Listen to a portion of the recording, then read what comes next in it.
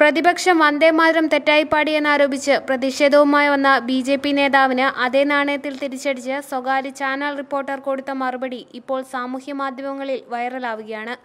വന്ദേമാതരം തെറ്റായാണ് പ്രാദേശിക പാർട്ടികൾ പാടിയതെന്നും രാജ്യത്തെ അപമാനിക്കുകയും ചെയ്തെന്നുമായിരുന്നു ഉത്തർപ്രദേശിലെ മൊറാദാബാദിലുള്ള ബിജെപി പ്രവർത്തകൻ ശിവം അഗർവാൾ വിമർശിച്ചത്.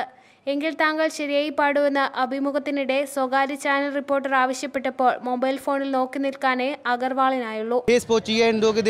वंदे मातरम का विरोध करना चाहा. अच्छा, एक बात, आपने नाम क्या बताया? शिवम अग्रवाल. वंदे मातरम सुनाइए.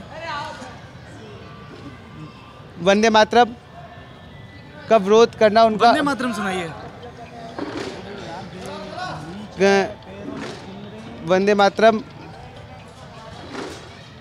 अभी मुझे फिलहाल सुजलाम सुफलाम मलय शीतलाम शस्य श्यामलाम मातरम वंदे मातरम, ये आपको नहीं याद है?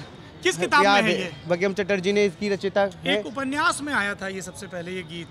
नहीं, इसके बंकिम चटर्जी ने उपन्यास में आया लिखा है. कब लिखा था, कहाँ लिखा था? बंकिम चटर्जी ने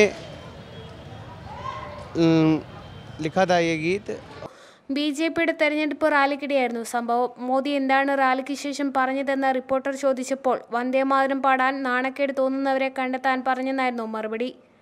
ചാനൽ റിപ്പോർട്ടറാണ് ഇയാളോട് വന്ദേമാതരം പാടാൻ ആവശ്യപ്പെട്ടത്. വന്ദേമാതരത്തിന്റെ ചരിത്രം ചോദിച്ചപ്പോഴും കൃത്യമായി പറയാൻ അഗർവാളിനായില്ല. തുടർന്ന് ജനഗണമന പാടാൻ ആവശ്യപ്പെട്ടു. അതിനും ഇയാൾക്ക് സാധിച്ചില്ല. News desk big 14. Pinky Arabic Scar. First floor, Mariam Trade Center, Old Bus Stand, Kasaragod.